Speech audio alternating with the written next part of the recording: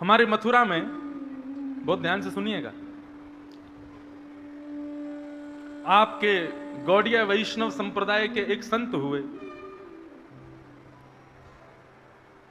नामनिष्ठ संत थे, बहुत माला जपते थे। अच्छा, रुचि रुचि सबकी अलग अलग होती है। किसी की रुचि नाम में होती है, किसी की रुचि धाम में होती है, किसी की रुचि लीला में होती है, किसी की रुचि दर्शन में होती है। सबकी रुचियां अलग अलग हैं। ऊना से अमृतसर जाने के 3-4 रास्ते हैं, आपको जो बढ़िया लगे उस रास्ते से चले जाओ। ऐसे ही भगवत प्राप्ति की सारी रुचियां हैं। कोई नाम के द्वारा भगवान की प्राप्ति करना चाहता है, कोई दर्शन के द्वारा, कोई धाम के द्वारा, कोई लीला के द्वारा, जिसको जो भाए उस रास्ते से जावे। तो कई लोग होते हैं उससे नाम नहीं जप पाते। वो बंबई में एक बार मेरी कथा हो रही थी तो एक व्यक्ति आए, बोले महाराज जी मुझसे नाम नहीं जपा जाता। मैंने कहा क्यों, क्या होता है? बोले मैं जैसे ही माला झोली में हाथ डाल करके और माला हाथ में लेकर के जैसे ही मैं नाम जपने के लिए बैठता हूं, सो ही मुझे नींद आ जाती है। मैंने कहा तो, बोले आपको सत्य बताऊं तो मैंने तो अपनी नाइट पिल्स बंद कर दी, रात में सोने वाली पिल्स, मैंने जो दवाइयां थी वो बंद कर दी। मैंने कहा तो, बोले माला जपता हूं, नींद आ जाती है, उसी से ही सो जाता हूं। कईयों को होता है। एक महापुरुष मिले, वो क्या बोले? बोले महाराज जी मुझसे नाम जप नहीं होता। मैंने कहा क्यों नहीं होता? बोले मैं नाम जप जैसे ही करता हूं, आंख बंद करता हूं तो ठाकुर जी नहीं दिखते, नाचती हुई अप्सराएं दिखती हैं। लो कर लो बात।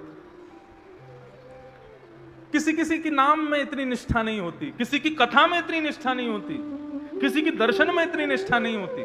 सबकी निष्ठाएं अलग अलग हैं। लेकिन हमारे ब्रज में, वृंदावन में और हमारे ब्रज में यदि आप खोजने जाओगे तो ऐसे कितने संत होंगे जो वर्षों से बिहारी जी नहीं गए, वर्षों से राधा रमन जी नहीं गए, वर्षों से दर्शन करने के लिए नहीं गए, लेकिन उनकी नाम निष्ठा 1-1 लाख 2-2 लाख नाम जप करते हैं ठाकुर जी का। इतनी नाम में निष्ठा। और उसमें विशेष रूप से तो चैतन्य गौड़िया वैष्णव संप्रदाय के जो भक्त होते हैं उनकी तो नाम में विशेष निष्ठा होती है। हरे कृष्ण कृष्ण कृष्ण हरे हरे, हरे राम राम राम हरे हरे। बंधुओं, नाम जपने वाले बड़े भाग्यशाली होते हैं। जब वो कृष्ण बोलते हैं ना तो उनकी जीभ यशोदा का रूप धारण कर लेती है, और जब वो राम बोलते हैं तो उनकी जिह्वा कौशल्या का रूप धारण कर लेती है। ये जीभ ही ठाकुर जी को जन्म देती है। तो गौड़िया वैष्णव संप्रदाय के एक महात्मा रहते थे गोवर्धन में, नाम जप करते थे 18-18 घंटे, 19-19 घंटे बैठ करके और महामंत्र का जप किया करते थे। और जब जप पूर्ण होता था तो उसके बाद फिर स्नान ध्यान करते। स्नान ध्यान करने के बाद फिर थोड़े बहुत समय में जाके जल्दी जल्दी और घर घर से सूखी सामग्री लेकर के आते। सूखी सामग्री मतलब आटा कहीं से ले लेते, कहीं से कुछ सामग्री जो मिल जाती वो सामग्री लेकर के आते और यमुना जल से निर्मित करके बढ़िया मोटे टिक्कर बना करके और उसको पा लेते, और पाने के बाद में फिर से नाम जप करने के लिए बैठ जाते। थोड़ी बहुत देर आराम करते, ये उनका नियम था। ना तो मंदिर जाते थे, ना किसी सेवा में नियुक्त रहते थे, ना ज्यादा कोई झंझट, कुछ नहीं। केवल नाम जपना, एक टिक्कर पाना, यमुना जल में स्नान करना और 1-8 घंटा आराम करना, बस यही उनका नियम था। लेकिन हमारे ठाकुर जी तो लीला पुरुषोत्तम है, बिना लीला किए इनको आनंद नहीं आता। एक बात मैं आपको बहुत स्पष्ट कहूं, ठाकुर जी को जो बहुत प्रिय होता है, जिसकी धाम में बहुत निष्ठा, कथा में बहुत निष्ठा, नाम में बहुत निष्ठा, वो ठाकुर जी का प्रिय है। और ऐसे प्रियों के साथ में ठाकुर जी लीला बहुत करते हैं। कैसी लीला करेंगे? किसी की कथा सुनने में बड़ी इच्छा है तो कैसे भी करके कथा उसकी छुड़वाएंगे। किसी की वृंदावन जाने में बड़ी निष्ठा है तो ऐसी रुकावटें देते रहेंगे कि वो वृंदावन जाने में और तड़फे, वृंदावन जा ही ना पावे। किसी की नाम जपने में बड़ी निष्ठा है तो नाम जपते जपते बीच में कोई ना कोई विघ्न डालेंगे। ये विघ्न आते नहीं है, ये ठाकुर जी खेलते हैं तुम्हारे साथ में, ये ठाकुर जी लीला करते हैं। और बेचारे बाबा प्रेम से भजन करते थे।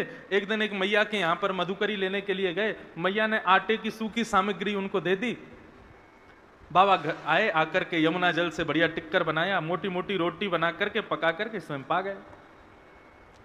अब उस मैया के यहां पर छोटे से ठाकुर जी की सेवा विराजी हुई थी।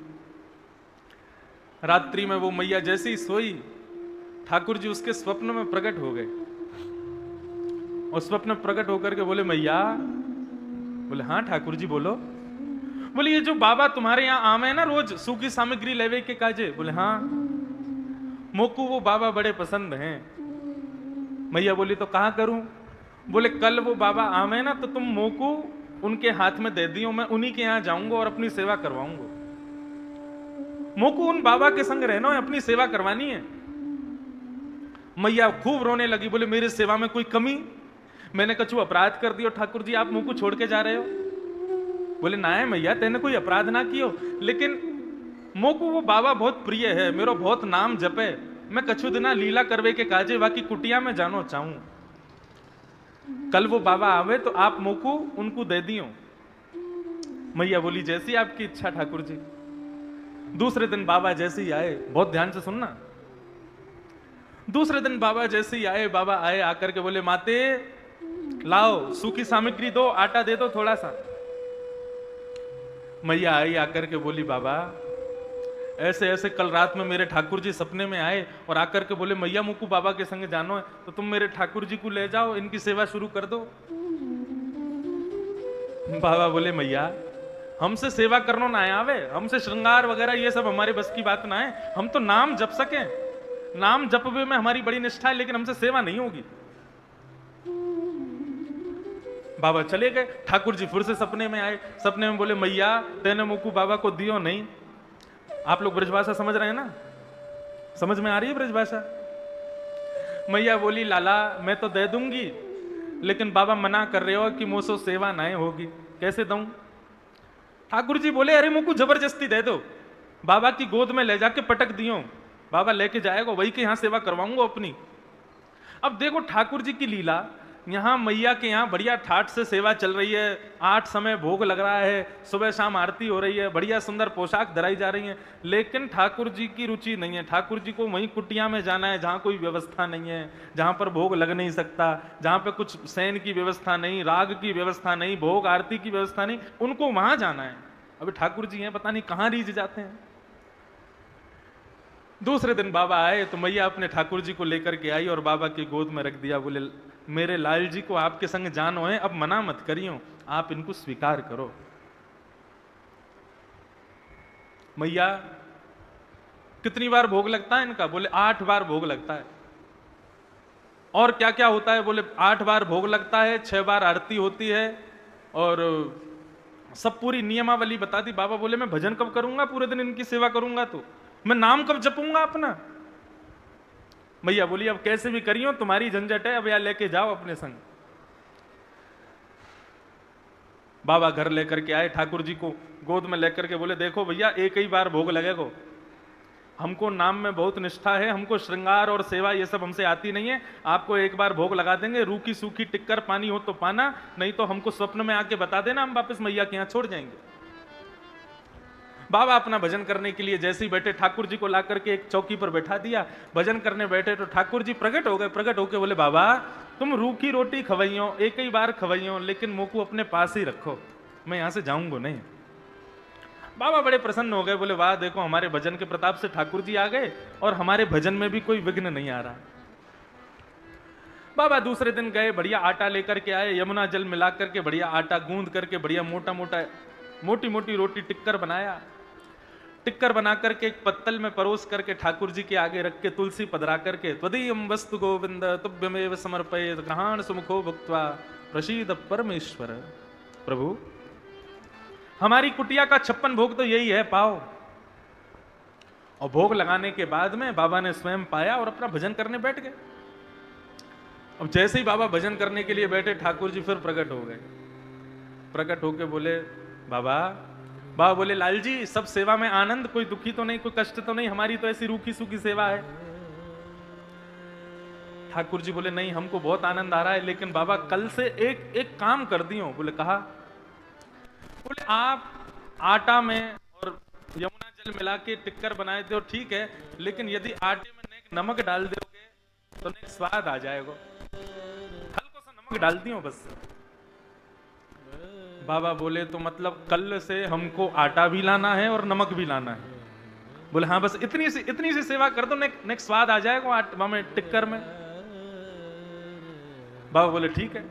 दूसरे दिन गए तो मैया के यहां से आटा लाए, तो मैया से बोले मैया सुनो, आटे के संग आज नमक और दो।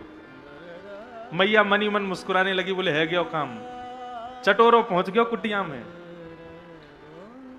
मैया लाई, नमक दे दिया, बोले बाबा ले प्रेम से टिक्कर बनाओ, पवाओ ठाकुर जी को। अब आटे में नमक मिला करके बढ़िया आटा गूंद के टिक्कर बना करके सेक करके बढ़िया ठाकुर जी को भोग लगाया। तो दी वस्तु गोविंद तुभ्यमेव समर्पयेत्, पाओ प्रभु प्रेम से। प्रसादी पा करके जैसे ही भजन करने के लिए बैठे, ठाकुर जी फिर से प्रकट हो गए। ठाकुर जी आप आनंद से विराज रहे हो, कोई कष्ट तो नहीं है? नहीं नहीं बाबा खूब आनंद आ रहा है, लेकिन बाबा हमारी एक प्रार्थना है, यदि आप सुनो तो।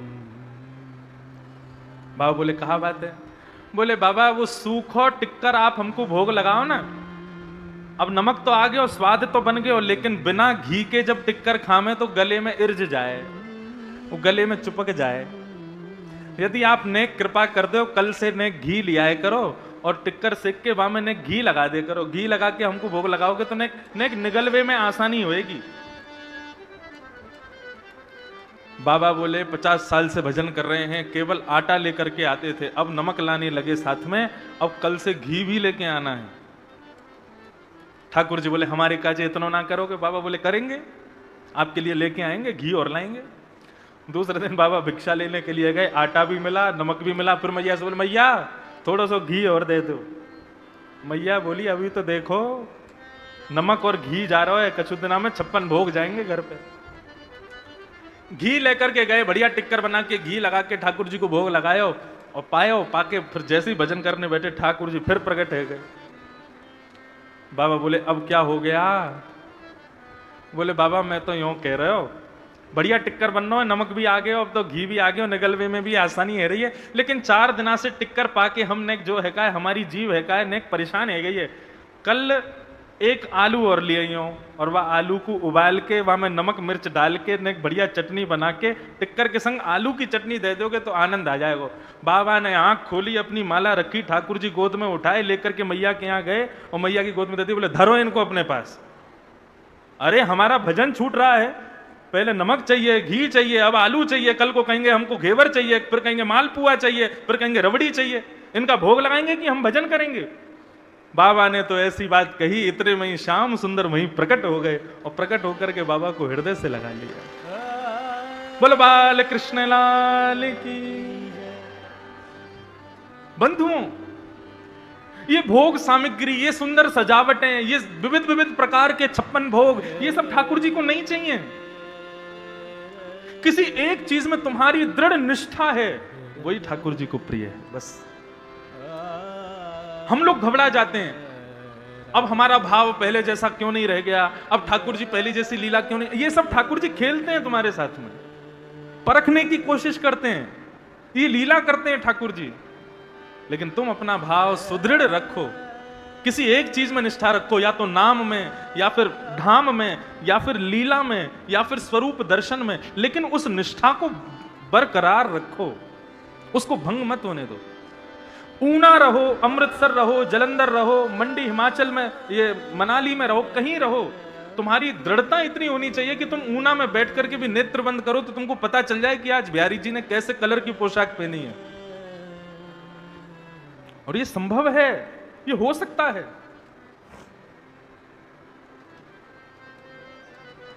इसलिए श्रीमद् भागवत के प्रारंभ में परम सत्य को वंदन किया गया। ये परम सत्य क्या है? भगवान का नाम ही परम सत्य है। हरे कृष्ण कृष्ण कृष्ण हरे हरे, हरे राम राम राम हरे हरे, यही परम सत्य है।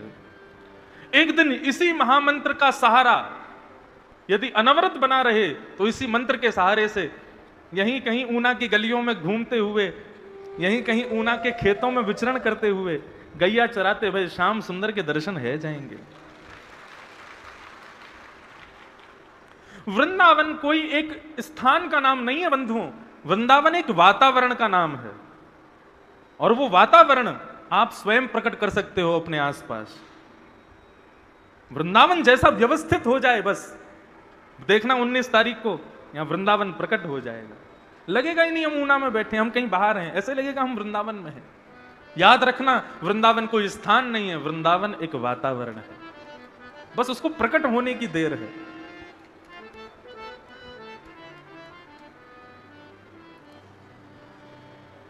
सत्यम परम धीमहि, हम परम सत्य को वंदन करते हैं।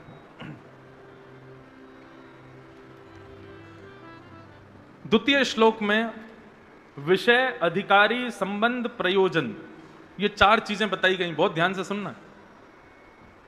धर्म प्रोजित कई तवोत्र परमो निर्मत्सराणाम सता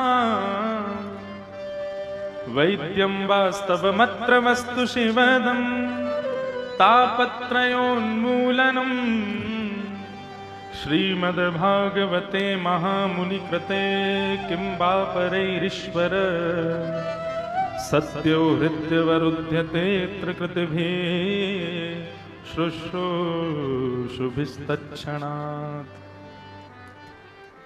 भागवत का विषय क्या है? तो धर्म प्रोचित कई तवोत्र परमो, भागवत का विषय है जो हमारे हृदय में परम धर्म का बीज बो दे। जिस कथा को सुनने के बाद हमारे हृदय में परम धर्म करने की इच्छाएं प्रकट होने लग जाएं। अब बंधुओं, परम धर्म किसे कहते हैं? जो क्रिया स्वार्थवश केवल अपने कल्याण के लिए नहीं, सर्वांगीण विकास के लिए की जाती है, उसी को परम धर्म कहते हैं। शास्त्रों में ऐसा लिखा है, मैं भजन करूं, मैं भजन करके अपना कल्याण कर लूं, यह विचारधारा रखने वाला व्यक्ति भी उत्तम भक्त नहीं माना जाता। केवल अपने उद्धार, अपने कल्याण, अपनी श्रेष्ठता के लिए भजन करना यह भी उचित नहीं है। सर्वांगीण विकास, यदि एक माला मैं अपने लिए करता हूं तो एक माला उनके लिए भी करो जो तुम्हारी माला जपने की स्थिति पर हंसते हैं। एक माला अपने परिवार की भी करो, एक माला अपने समाज के, राष्ट्र के उत्थान के लिए भी करो। शरणागतों को, भक्तों को दुख तो आता है, लेकिन वो जूझना जानते हैं, वो लड़ना जानते हैं कि दुख से कैसे लड़ना है। तापत्रयोन्मूलनम श्रीमद्भागवते महामुनि कृते किं वा परैरीश्वर सद्यो हृद्यवरुध्यते त्रिकृतिभिः शुश्रूषुभिस्तत्क्षणात्। श्रीमद् भागवत की कथा बंधुओं, जहां भी पता चले कि यहां कथा हो रही है, तुरंत जाना चाहिए। अपनी व्यस्ततम समय में से चाहे 1 दिन का समय निकालो, 1 घंटे का समय निकालो, 1 मिनट का समय निकालो, लेकिन जाओ जरूर। क्यों? क्योंकि यस्य श्रवण मात्रेण हरिश्चित्तम समाचरेत। भागवत का दर्शन करने से, भागवत का श्रवण करने से, भागवत को प्रणाम करने से श्री हरि, त्रिभंग लली श्री बांके बिहारी श्री राधारमण लाल हरिश्चित्तम समाचरेत, वो चित्त में आकर के बैठ जाते, विराजमान होते हैं। इसलिए भागवत जरूर सुननी चाहिए। ये भागवत का 2वां मंगलाचरण। अब 3वां मंगलाचरण। निगम कल्प तरोर गलितम फलम सुख मुखाद अमृत द्रव संयुतम पिबत भागवतम रसमालयम मुहुरहो रसिका भुविभावका। केवल एक बात आपको बताऊंगा, फिर आगे चलूंगा। श्रीमद् भागवत आचार्यों ने सुनने के लिए नहीं कहा, इसको पीने के लिए कहा। आप कहोगे महाराज जी बिना सिर पैर की बातें कर रहे हो कथा में। हम लोग बैठ करके यहां कथा सुन रहे हैं और आप कह रहे हो कि ये सुनने का विषय नहीं है, पीने का विषय है। देखो यहां पर ये नहीं लिखा कि सुनो, यहां पर लिखा पिबत भागवतम रसमालयम, भागवत को पियो। बोले कैसे पिए? बोले श्रवण पुटेषु समृतम। अच्छा एक बात बताओ, भगवान ने कान क्यों दिए? कान काहे को दिए भगवान ने? आप सब कह रहे हो सुनने के लिए, कुंडल पहनने के लिए, लेकिन सुनने वाली जो हमारी स्थिति होती है, सुनने वाला जो यंत्र हमारा होता है, जो ईयर ड्रम हमारे कानों में होते हैं, वो भीतर होते हैं। ये बाहर का ढांचा भगवान ने क्यों दिया? ये बाहर का जो पूरा स्ट्रक्चर हमारा बना हुआ है, ये भगवान ने हमको क्यों दिया? चश्मा पहनने के लिए। यदि ये नहीं होता तो जितने लोग चश्मा पहनते हैं वो चश्मा कहां टांगते अपना, पहन ही नहीं पाते। आजकल तो लेंस लगा लेते हैं लोग, लेकिन फिर भी ये बाहर का ढांचा भगवान ने क्यों दिया ये कभी समझ में नहीं आता। लेकिन श्रीमद् भागवत में लिखा है श्रवण पुटेषु संवृतम। इनको क्या कहा जाता है? इनको कहा जाता है श्रवण पुट। पुट माने दोना, श्रवण रूपी दोना है, ये भगवान ने हमको दिए हैं। ये भगवान ने हमको दोना इसलिए दिया, भाई दोना किसी को दिया जाता है, कटोरी किसी को दी जाती है तो वो इसलिए दी जाती है ताकि उसमें कुछ भर के पियो, उसमें कुछ डाल के खाओ। ठाकुर जी ने हमको श्रवण करने वाली जो यंत्र दिए वो तो भीतर हैं, लेकिन ये बाहर जो ये दोने दिए हैं, इसका मतलब ये है ठाकुर जी कहना चाहते हैं भाई ये दोना है, इसमें बढ़िया बढ़िया रस भर भर के पिया करो। और वो रस क्या है जो इस दोने में आ सकता है? तो निगम कल्प तरोर गलितम फलम। श्रीमद् भागवत ही एकमात्र रस है जो इन श्रवण पुटों में जा सकता है। और पीना कैसे है? पीने का मतलब सुनना नहीं है। सुनी हुई वस्तु विस्मृत हो सकती है, सुनी हुई वस्तु आप भूल सकते हो, लेकिन जिस वस्तु का पान किया जाता है वो अपना असर दिखाती जरूर है। मदिरा का नाम सुनने से नशा नहीं होगा, मदिरा का पान करने से नशा होगा। आपको यदि बुखार हो जाए और आपके कान में आकर के कोई दवाई का नाम बोल दे तो दवाई के नाम से आपका बुखार नहीं उतरेगा, दवाई का पान करना पड़ेगा। ठीक वैसे ही बंधुओं, हम सब लोगों को संसार का भवरोग लगा है, उस भवरोग को दूर करने के लिए इस कथा को सुनना नहीं है, इस कथा को अपने कर्ण रंध्रों से पान करना है। पान करने का मतलब उसका मनन करना है, उसका नित्य चिंतन करना है, उसको जीवन में उतारना, यही होता है पान करना। इसलिए पिबत भागवतम रसमालयम मुहुर्हो रसिका भुवि भावुका। निरंतर इसको पियो। इस प्रकार ये 3 श्लोकों में मंगलाचरण किए। सौनकादि ऋषियों ने सूत जी महाराज से 6 प्रश्न किए हैं। किम श्रेय शास्त्र सारः क किम कर्म स्व अवतार प्रयोजनम किम कर्म के अवतारश्च धर्मः कम शरणम गतः। ये 6 प्रश्न हैं। इन 6 प्रश्नों में ही भागवत की कथा है। सूत जी महाराज से 6 प्रश्न किए। सूत जी महाराज ने 6 प्रश्नों को सुनकर के सबसे पहले अपने गुरुदेव को प्रणाम किया है। गुरुदेव को प्रणाम करते हुए, वंदन करते हुए श्री सूत जी महाराज कहना प्रारंभ कर रहे हैं। हम सब भी अपने गुरुजनों को प्रणाम करें, भाव से प्रेम से गुरुदेव का स्मरण करो। गुरु जी पैया लागू श्याम सो मिलाए दीजियो, गुरु जी पैया लागू श्याम से मिलाए दीजियो, गुरु जी पैया लागू श्याम सो मिलाए दीजियो, गुरु जी पैया लागू श्याम सो मिलाए दीजियो। गुरु कौन? गुरु वही जो श्याम से मिला दे, गुरु वही जो हृदय अंधकार मिटा दे, और गुरु वही जो सब छोड़ के वृंदा विपिन बसा दे, वो गुरु है। जो अपनी पूजा करावे, अपने को श्रेष्ठ बतावे और अपने पास ही सबको रखे, वो गुरु श्रेष्ठ नहीं है। जो सब छोड़ करके प्रभु की शरणागति करा दे, वो गुरु श्रेष्ठ है। ऐसे गुरु को बारंबार प्रणाम करो, भाव से अपने हृदय से गुरुदेव का स्मरण करते हुए। गुकारस्तु अंधकारस्यात् रूकारस्तु निरोधकः। गुरु कौन? जो हमारे हृदय के संशयों रूपी अंधकार को अपने ज्ञान रूपी प्रकाश से दूर करे, वो गुरु। हम लोगों में एक गड़बड़ी आ गई है। आजकल लोग गुरु कैसे बनाते हैं? श्रीमद् भागवत में दत्तात्रेय के 24 गुरु हैं, और श्री दत्तात्रेय जी महाराज का भाव कहता है कि गुरु प्रभाव देख करके मत बनाओ, गुरु स्वभाव देख करके बनाओ। हम लोग कैसे हो गए? हम लोग प्रभाव देख करके गुरु बनाते हैं। किसको गुरु बनाते हैं? जिसका प्रभाव बहुत हो। देखने में लगे हाँ महाराज 50-60 लोग आगे पीछे चलते हों, पुलिस एस्कॉर्ट करती हुई चल रही है, खूब बड़े बड़े आश्रम बने हुए हैं, लाखों लोग नतमस्तक होते जा रहे हैं। ऐसे प्रभाव को देख करके हम लोग गुरु बनाते हैं। लेकिन दत्तात्रेय जी महाराज का सिद्धांत श्रीमद् भागवत में कहता है कि प्रभाव से गुरु नहीं, स्वभाव से गुरु बनाओ। गुरु का स्वभाव गुरुत्व होना चाहिए। मैं सत्य बताऊं, हमारे सिख भाइयों का गुरुद्वारा में जैसे वो गुरु ग्रंथ साहिब की सेवा करते हैं, अपने गुरुजनों के प्रति जो उनकी निष्ठा है वो देख के बहुत अच्छा लगता है। वहां पर उनके ईश्वर, उनके परम तत्व, आप गुरु ग्रंथ साहिब के कभी गुरुवाणी आदि सुने, मैं कभी कभी सुनता हूं, तो वहां रामकृष्ण की ही चर्चा होती है।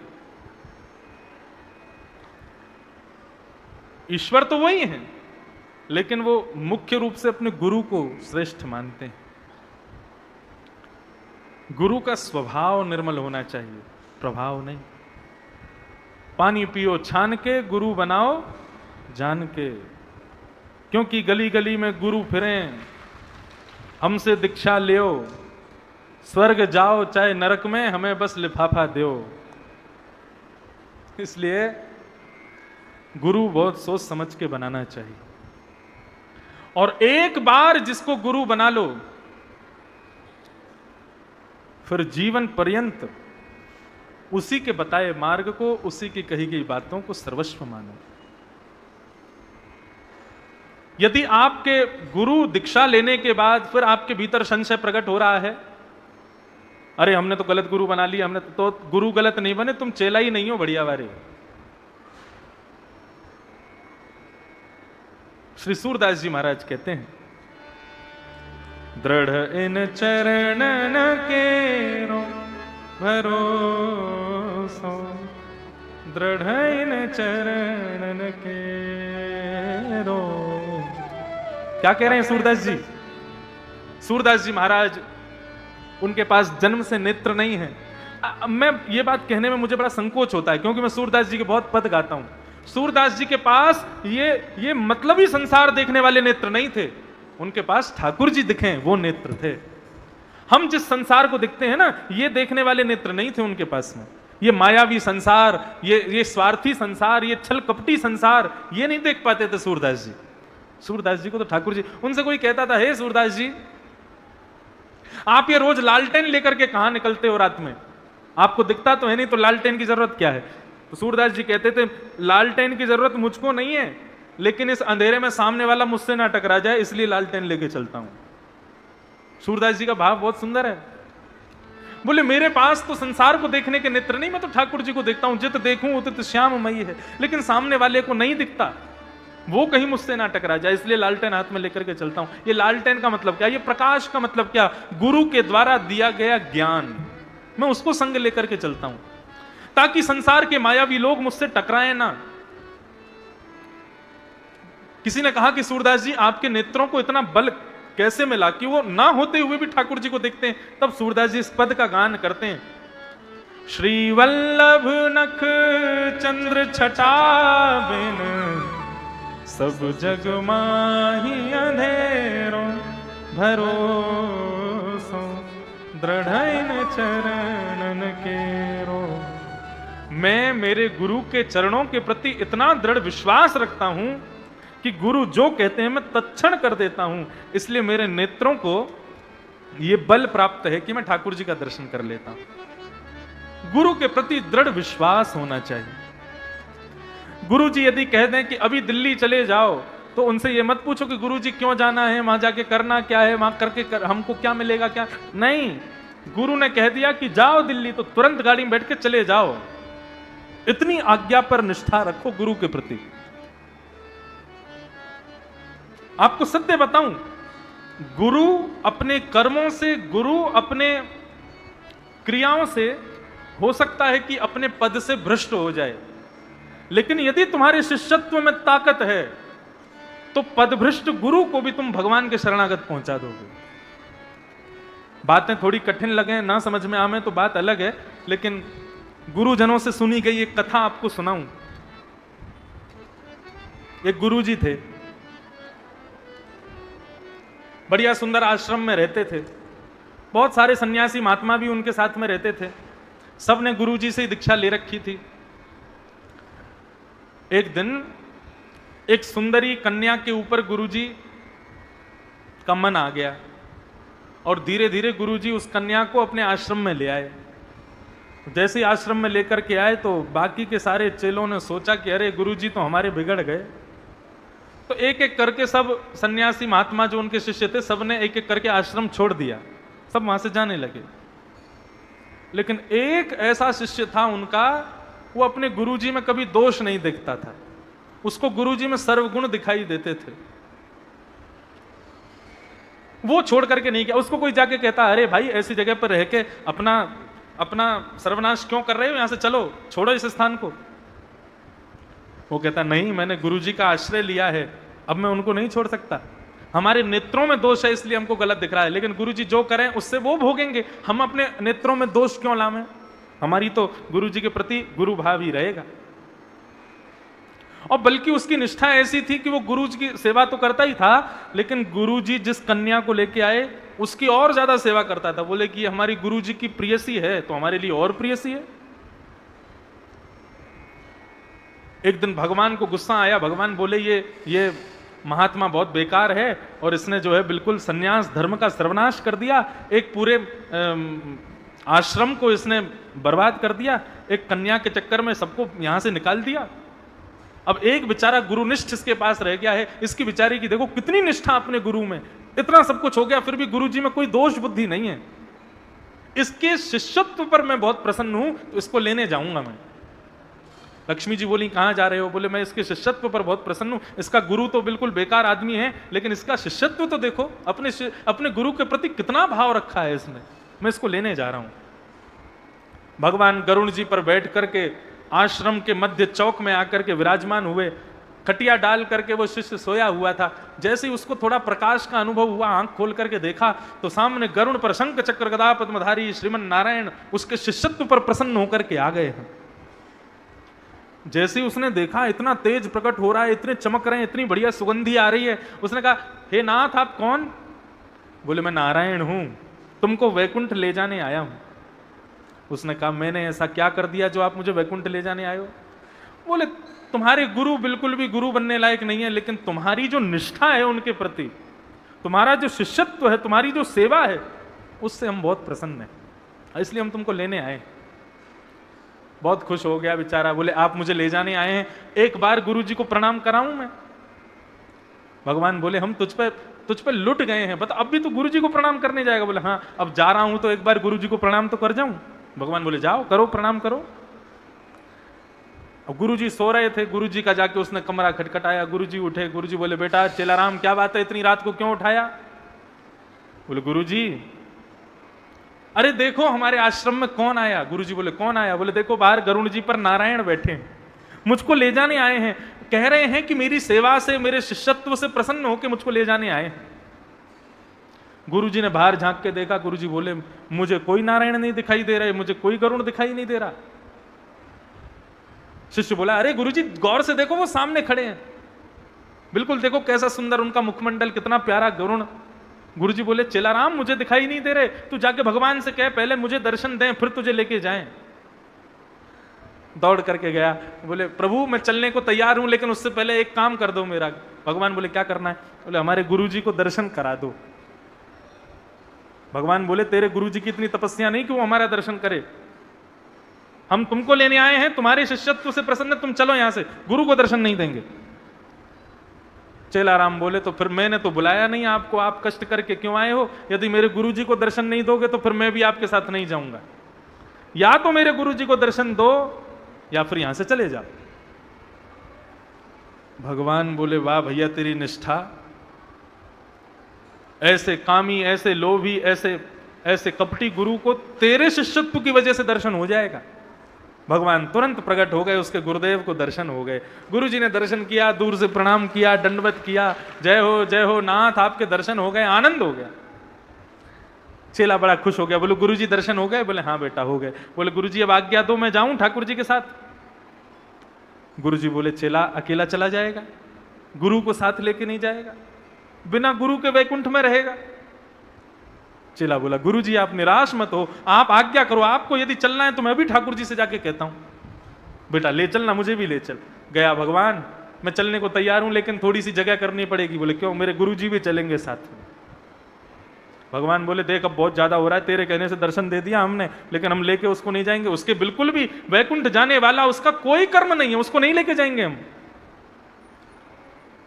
शिष्य बोला तो फिर ठीक है, आपको मैंने तो बुलाया नहीं, आप यदि मेरे गुरुजी को ले जाने का वादा करोगे साथ में तो ही मैं आपके संग जाऊंगा, नहीं तो मैं नहीं जाऊंगा। मेरे गुरुजी नहीं जाएंगे तो मैं भी नहीं जाऊंगा। भगवान बोले देखो भैया, एक शिष्य के शिष्यत्व से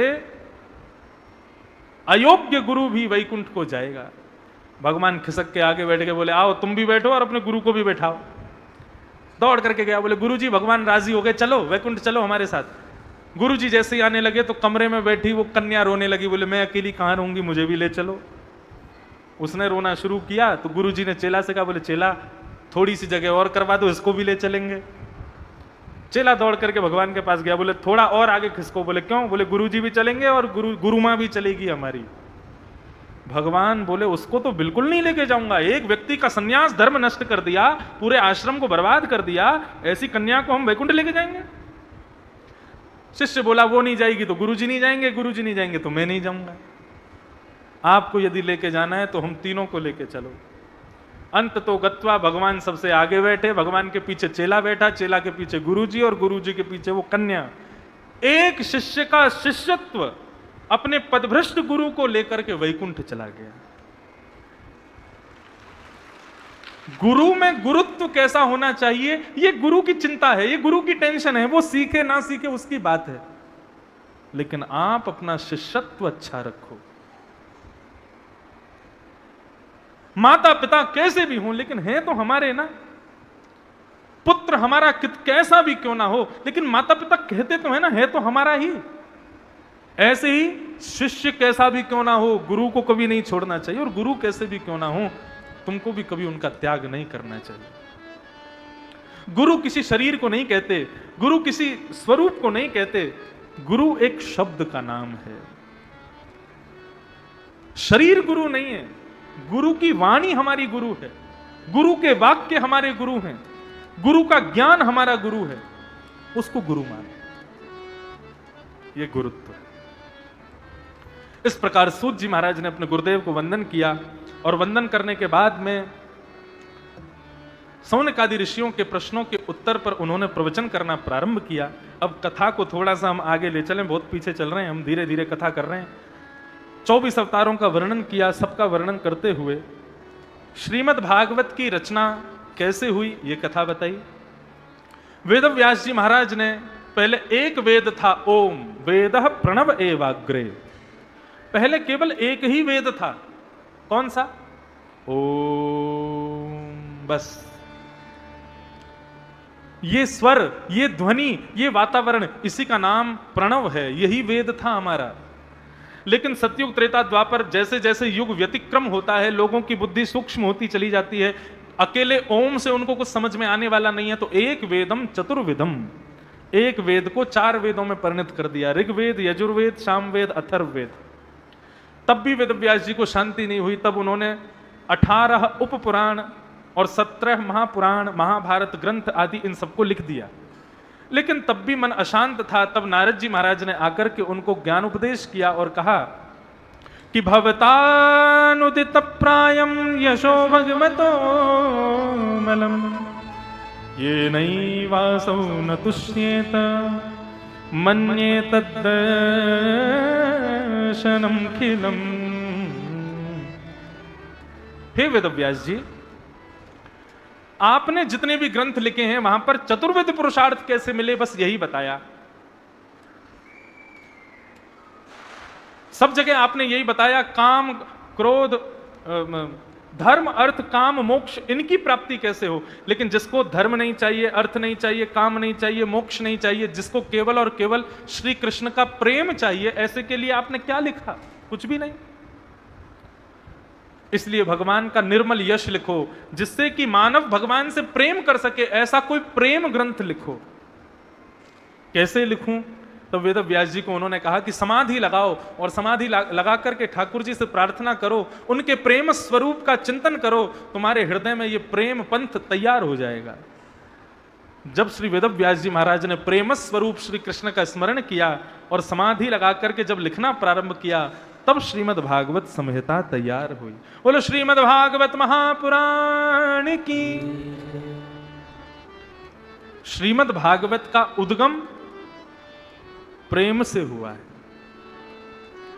इसलिए भागवत के फल में आपको और कुछ नहीं मिलेगा। भागवत के फल में केवल और केवल प्रेम मिलेगा, प्रेम की प्राप्ति होगी।